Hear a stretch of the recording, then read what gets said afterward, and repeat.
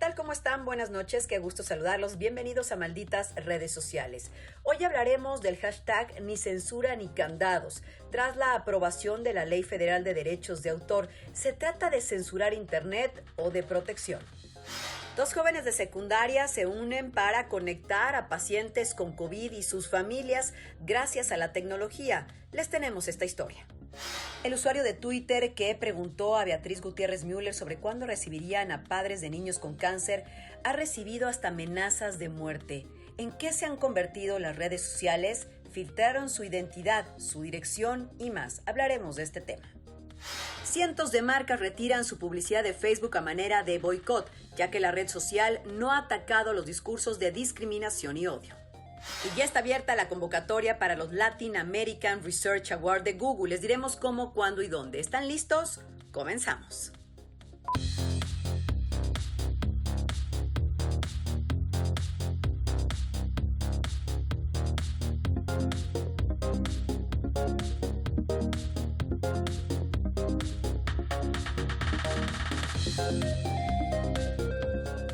¿Cómo están? Muy buenas noches. Qué gusto saludarlos. Soy Gaby.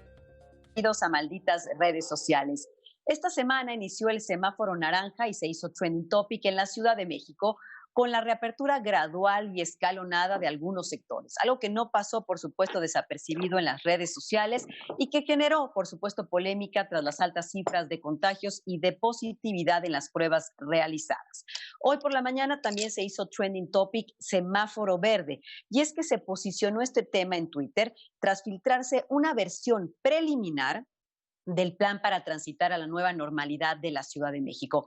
Plan y versión que distintos medios de comunicación, pues dieron por bueno, sin esperar a ver qué decía la jefa de gobierno, Claudia Sheinbaum, y una ola de desinformación empezó también a invadir las redes sociales, entre que si transitábamos o no directamente al semáforo verde este próximo lunes. Al respecto, la jefa de gobierno, Claudia Sheinbaum, aseguró que este lunes no iniciaremos con un semáforo verde y que irá a la Ciudad de México gradualmente haciendo esta reapertura ordenada y escalonada, como se ha aclarado.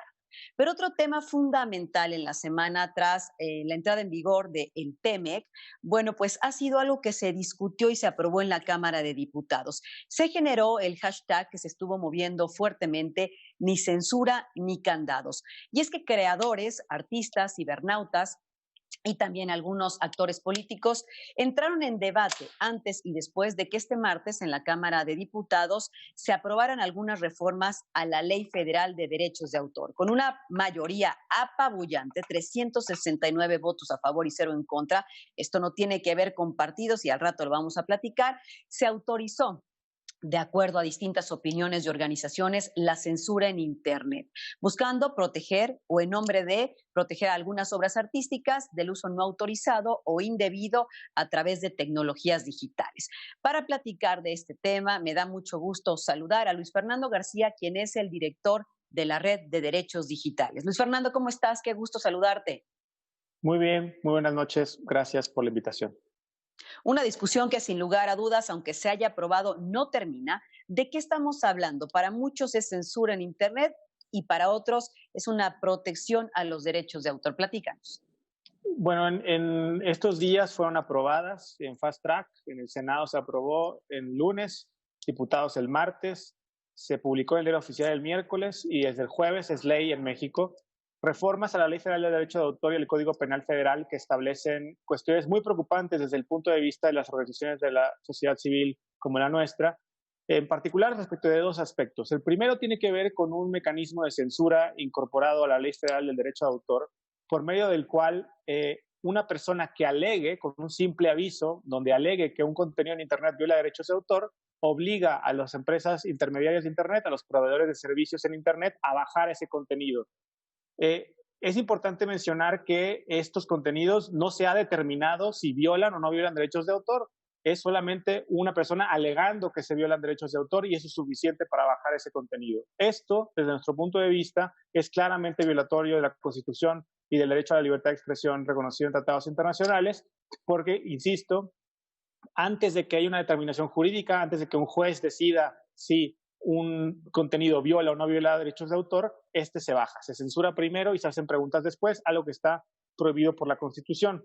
Algo que es muy importante aclarar es que determinar si un contenido en Internet viola o no viola derechos de autor no es algo que se pueda decidir muy sencillamente, porque la propia ley de derechos de autor establece excepciones al derecho de autor de las cuales se aprovechan, pues, por ejemplo, los medios de comunicación como el suyo, relacionado con sucesos de actualidad. Es decir, yo puedo usar una obra protegida por derechos de autor en ciertas circunstancias para relatar noticias, en educación, en investigación, bibliotecas y archivos para preservar obras protegidas, etcétera.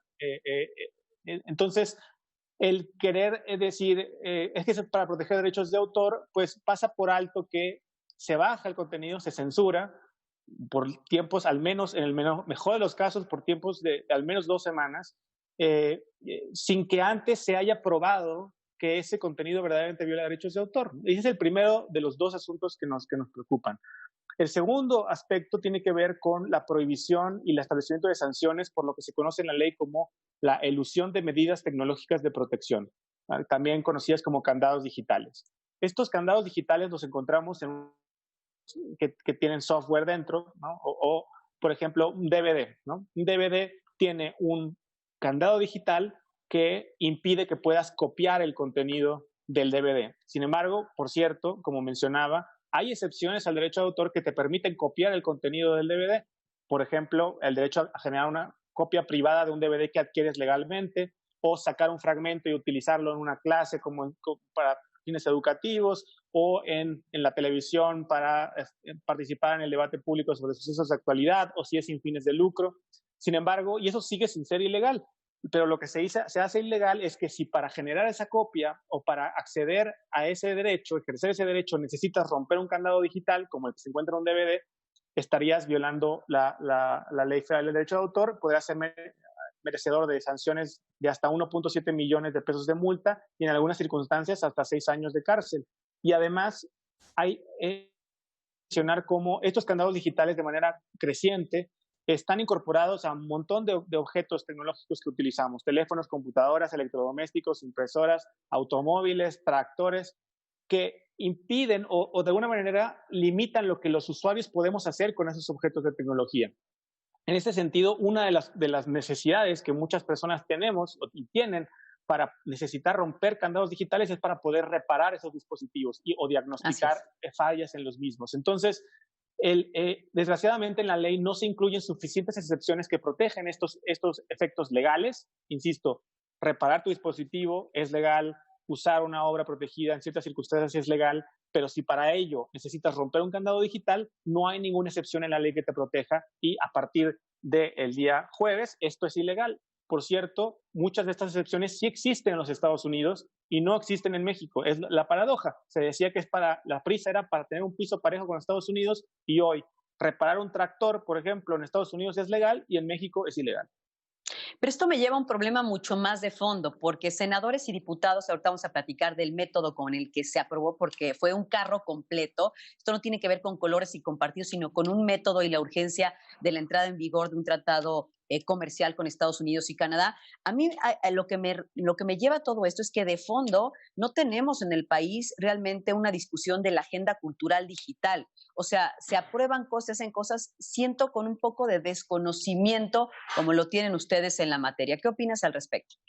De desconocimiento y digamos, no era necesaria la prisa. El TEMEC le daba a México, por ejemplo, en algunas disposiciones hasta 3 años para implementarlo. La prisa, creo, tiene una intencionalidad política. Hubo presión del gobierno de Estados Unidos al gobierno de México y del gobierno de México al Congreso para que se aprobaran estas reformas de manera expedita. En el Senado, al final de cuentas, la mayoría que apoya al gobierno fue la que hizo la mayoría para quitar estos elementos tan preocupantes. En la Cámara de Diputados ni siquiera hubo oportunidad de discutir, no le dieron a los diputados la oportunidad de discutir aspectos fundamentales de la ley. Se les dio la opción: o votan por todo o no votan por nada, y por eso es que la votación es pues, casi unánime en ese sentido. Pero sí hay una injerencia también de cabilderos de industrias tecnológicas que se benefician de esas normas, porque, por ejemplo, a través de estas prohibiciones solamente vas a poder reparar algunos dispositivos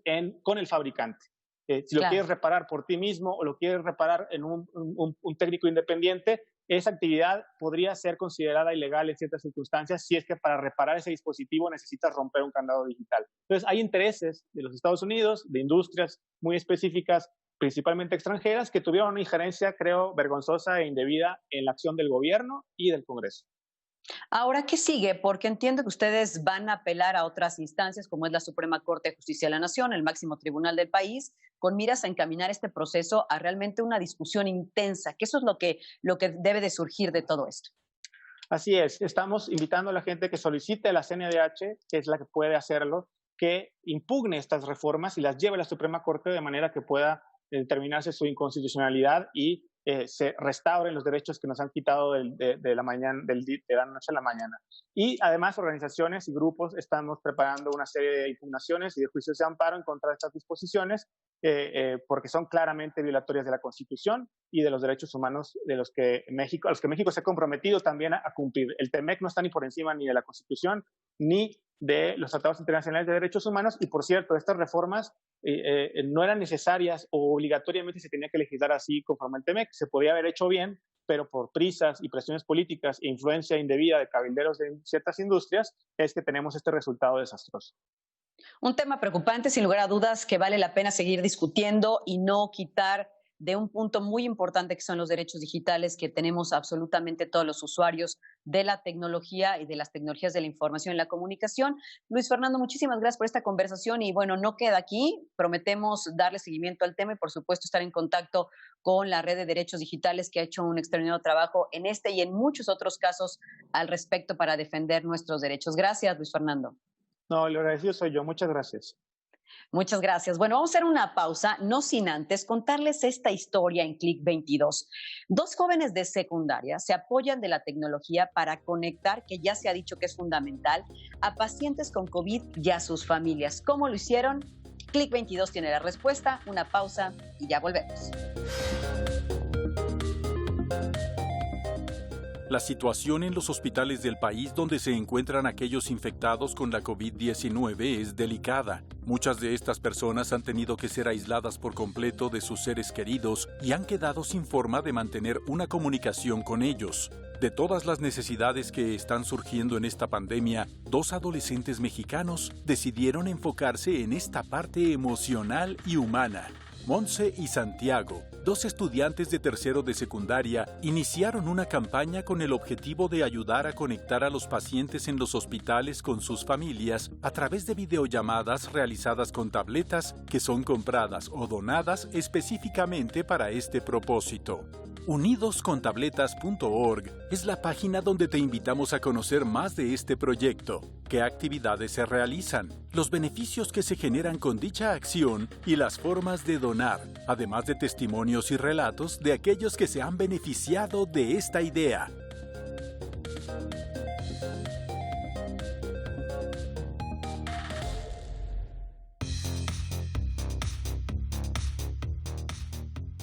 Gracias por continuar con nosotros. Esta semana subió de tono el boicot de cientos, más de 500 marcas contra Facebook. Este primer boicot publicitario masivo contra una red social o vaya contra el ecosistema Facebook. El objetivo es hacerle ver a Facebook que no están de acuerdo por no suprimir los mensajes de odio, discriminación y racismos, muchos de ellos encabezados por el presidente Donald Trump. Para platicar de este tema, saludo a Guillermo Pérez Bolde, quien es el director del Instituto de Reputación Digital y experto también en marketing digital. ¿Cómo estás, Guillermo? Qué gusto. Hola, Gaby. Encantado de platicar contigo y efectivamente este es un tema inédito. Nunca habíamos vivido algo similar. Es la primera vez que la industria, las marcas, los anunciantes se organizan y crean un boicot contra un medio. Había habido boicots contra los medios, pero por parte del gobierno, pero nunca de este tamaño por parte de las empresas, que las empresas se organicen y hagan un boicot contra el medio por las políticas y por la manera de operar. Ahora, ¿puede esto hacerle daño a Facebook? Ayer leía una columna en The Guardian y Mark Zuckerberg ya dijo, les va a durar poco, los voy a tener de regreso dentro de un corto tiempo. O sea, dijo, no vamos a cambiar nuestra política, nosotros vamos a seguir bajo la misma línea.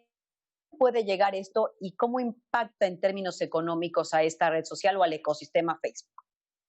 Bueno, sin duda, el dinero que no entre por concepto de publicidad durante el mes de julio afectará a Facebook, pero eso no le preocupa tanto. Donde está la verdadera afectación es en el precio de sus acciones. Tan solo a finales de la semana pasada, el viernes de la semana pasada, cerró con menos 8% el precio de sus acciones. Y esta semana va otro tanto por ahí. Estamos calculando que cierre esta semana con menos 15% el precio de sus acciones. Ahí es donde sí va a haber un impacto importante. Ahora, recordemos que el ecosistema Facebook es el más importante ecosistema publicitario en Internet junto con el de Google. Entonces, pues veremos si realmente las empresas aguantan a no estarse publicitando en uno de los medios más importantes.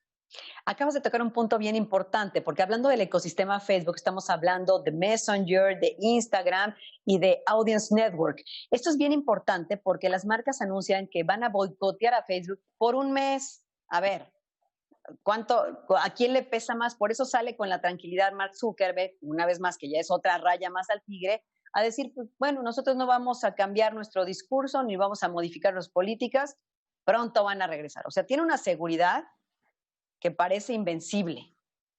Mira, si consideras que Facebook vende alrededor de 70,000 millones de dólares anuales en publicidad y cerca del 30% de todo ese presupuesto se lo dan las empresas grandes, pues estamos hablando que el otro 70% se lo dan empresas pequeñas, agencias, en fin, esos pequeños anunciantes que no ponen los grandes presupuestos, al final de cuentas van a tener que doblar las manos y volver a anunciarse, porque no pueden quedarse fuera del medio más usado, donde la gente pasa más tiempo, y aparte el medio que nos conoce de mejor manera, porque sabe nuestros hábitos, nuestras costumbres, lo que nos gusta, nuestros intereses, toda esa información ya la tienen. Lógicamente los anunciantes quieren todo eso. Pero esta no es una oportunidad, y lo citabas en tu columna de Merca 2, muy importante, por ahí hay que tuitearla para leerla. Esto es una manera también de que las marcas busquen otro tipo de ecosistemas, otra forma de publicidad digital, ¿no? Que es muy bien dirigida, que no necesariamente dependa del ecosistema Facebook, porque si no, pues entonces no, es como no podemos hacer nada contra ellos, ¿no? Yo veo esto como una oportunidad para las marcas para evaluar otros medios y ver qué les puede funcionar. Pero fíjate que también para evaluar otros formatos. Hay formatos como el de YouTube, como el formato de TikTok, como el formato de Snapchat, de Twitter, de otras redes sociales, que pueden ser también muy interesantes como formato de video, de imagen, en fin, que pueden ser interesantes para las marcas y los pueden explotar. Y hoy por concentrarse en el ecosistema Facebook, ni siquiera los están volteando a ver. Entonces creo que hoy hay una oportunidad de ver la dependencia que tenemos las marcas, las agencias, los anunciantes en el ecosistema Facebook. Vamos a ver al final de un mes cómo resulta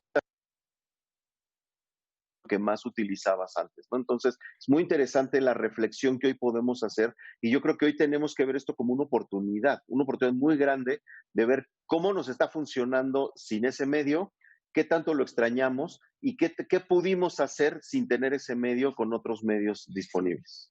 Totalmente. Y yo creo que la red social tiene una culpa implícita. Los hemos invitado en reiteradas ocasiones a este programa y nos han dicho que les da miedo venir por el nombre del programa, porque claro, es un programa que juega con malditas redes sociales y claro, tienen ahí un trauma de que pues el tema de la privacidad, el tema de las elecciones de Estados Unidos, las filtraciones analítica y todo lo que se ha sumado, pues tienen, como dicen, como dirían muchos, el mal del 68, ¿no? Casi que no vienen porque les preocupa que alguien los vaya a relacionar con algo negativo cuando implícitamente ahí está el tema. Entonces yo creo que en esa culpa pues también llevan la penitencia. Sin embargo, vamos a ver qué tanto pueden sobrevivir las marcas en este ecosistema y diversificarse y tener otras oportunidades, Guillermo. Así que, bueno, pues vamos a ver qué sigue, hasta dónde dura, si nada más es julio. Y si las marcas doblan su brazo, ya lo platicaremos contigo. Claro que sí, aunque Unilever dijo que ya por el resto del año no se va a anunciar, ¿eh? Bueno, pues bien por Unilever, que pase la publicidad a Twitter, que Twitter sí está haciendo algo con los discursos de odio y que por supuesto ha marcado algunos tweets del propio presidente de Estados Unidos como fake news y Jack Dorsey dijo, no lo vamos a dejar de hacer. Así que bien por Twitter. Muy bien. Gracias, Guillermo. Qué gusto, Muchas como siempre, gracias. Platicar contigo. Buenas noches. El gusto es mío. Bueno, dicen que nadie le gana en videollamadas a la plataforma Zoom, que fue potenciada por este confinamiento en esta pandemia, pero yo Yo tengo otros datos. Una pausa y ya volvemos. La aplicación Teams parece estarle ganando la guerra de las videollamadas a Zoom. Del 17 de febrero al 14 de junio, la aplicación de Microsoft creció en un 894%, mientras que Zoom lo hizo en un 677% en el mismo periodo. Esto de acuerdo a información de la empresa de software empresarial Alternity.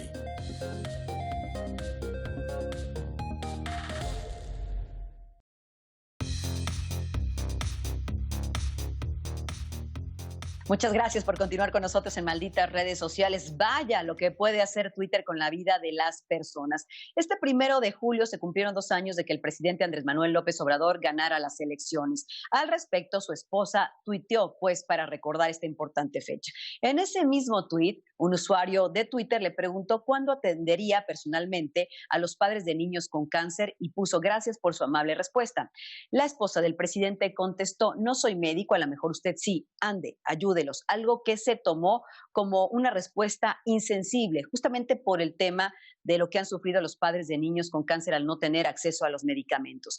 Aquí cabe la pregunta de qué puede hacer Twitter en la vida de una persona. Después de esta discusión o de este cuestionamiento, ambas cuentas se tuvieron que poner en privado, tanto la del usuario que preguntó como la de la esposa del presidente. Y lo que queremos apelar es a no continuar con los discursos de odio en las redes sociales. Este tuitero que preguntó y de manera cordial y educada a la esposa del presidente sobre cuándo se reunirían con estos padres, ha sufrido intimidación. Le cerraron su cuenta en Twitter, las pruebas las ponemos en pantalla, tuvimos la oportunidad de conversar con él, ha sido amenazado de muerte. Lo han estado amedrentando porque incluso las redes sociales y algunos colegas periodistas filtraron su dirección, su identidad, poniendo en riesgo no solamente a él y a su familia, ya que nos comentó también que su familia tiene miedo debido a las fuertes presiones, no solamente que han sufrido en redes sociales, sino en el mundo real. Así que mucho cuidado en cómo, para qué y por qué utilizamos las redes sociales y por favor no incentivar los discursos de odio. Pasando a otras cosas también interesantes, Julieta Fierro, como ya es costumbre todos los viernes, nos platica de ciencia y de tecnología. En este caso nos habla de los exoplanetas. Hola Gaby, hoy te voy a platicar sobre los nuevos exoplanetas. Resulta que en astronomía pues hay muchísimo interés en explorar otros mundos fuera del sistema solar. Y pues se han descubierto 4,000 planetas extrasolares, es decir, mundos que giran en torno de otras estrellas. Unos son extraordinarios. Hay un Saturno que es 200 veces más grande que el nuestro, imagínate. También hay otros mundos que son como Júpiter, otros que tienen atmósferas, otros que son ligeritos y se llaman de dulce de algodón porque tienen densidades muy bajas.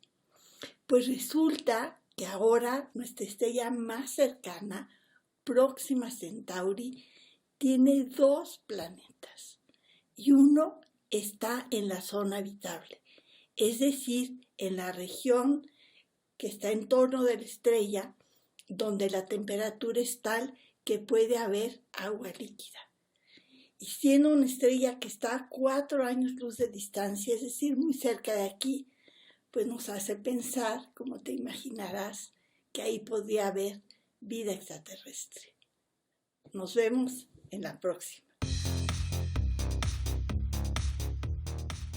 Muchas gracias a mi querida Julieta Fierro, siempre interesante lo que nos platica. Vámonos ahora con Vida en Línea. Hablando de tecnología y impacto en nuestra vida cotidiana, este miércoles Google me invitó a una mesa redonda para tener el privilegio de platicar con Bertier Rivero Nieto, quien es el director del Centro de Ingeniería de Google para Latinoamérica, para anunciar el arranque de los Latin American Research Awards, los LARA 2020. Estos premios tienen como objetivo desde el año 2013 fortalecer la conexión entre la investigación, la economía y la sociedad en general, apoyando proyectos académicos de investigación. Y en un contexto de salud como el que vivimos y la importancia, pues es importante unir la salud y la tecnología en busca de herramientas y soluciones para la humanidad. Así que ojo, investigadores mexicanos de maestría y doctorado, porque sabemos que hay mucho talento en la región y en nuestro país. A partir del día de ayer, de este jueves, en punto de las 7 de la mañana, están abiertas las inscripciones para esta 8ª edición de los Lara. En esta edición, la gran novedad es la creación de una categoría exclusiva para proyectos relacionados con COVID-19. Va a haber una beca importante de dólares que van a estar apoyando los proyectos de investigación que buscan tener un impacto importante social. Vamos a poner la convocatoria y el link de la misma en redes sociales. También aparece en pantalla, así que investigadores de maestría y de doctorado, ojo, porque la convocatoria cierra este próximo 30 de julio y hay fuertes apoyos económicos por parte de la empresa para apoyar las investigaciones que tengan impacto social. Así que bien por Google y bien por los investigadores que luchan eternamente para unir la ciencia y la tecnología en beneficio de la sociedad. Y bueno, otra cosa también importante es que YouTube brindará este sábado un concierto nombrado Ayuda Conmigo, con la finalidad de recaudar fondos para colaborar con la Cruz Roja Mexicana. Este concierto pues va a reunir a muchos artistas como Julieta Venegas, Camilo, Sebastián Yatra, Becky G y otros, y va a estar encabezado artistas y comunicadores como Juan Pazurita, Luisito Comunica y Yalitza Aparicio. Se llevará a cabo este próximo sábado a las 2 de la tarde en YouTube Latinoamérica, así que estén muy al pendiente de este concierto y si podemos, pues por supuesto hay que sumarnos y hay que ayudar. Y con esta buena noticia, pues despedimos el programa del día de hoy. Soy Gaby Tlaseca, como siempre, muchísimas gracias por su atención. Como ya es costumbre, los dejamos con la aplicación de la semana y yo los espero el próximo viernes 9:30 de la noche, por supuesto, solo aquí por Canal 22. Telegram es un servicio de mensajería instantánea para chatear con amigos, familiares y todo aquel que se encuentre en nuestra lista de contactos telefónicos de nuestro teléfono y que tenga también instalada la aplicación. Esta aplicación ha crecido en popularidad en nuestro país en los últimos meses gracias en parte a diversas funciones exclusivas. Por ejemplo, la protección contra capturas de pantalla o el control para que nuestros textos, audios o videos no se puedan reenviar, algo que no tiene su más importante competidor, WhatsApp.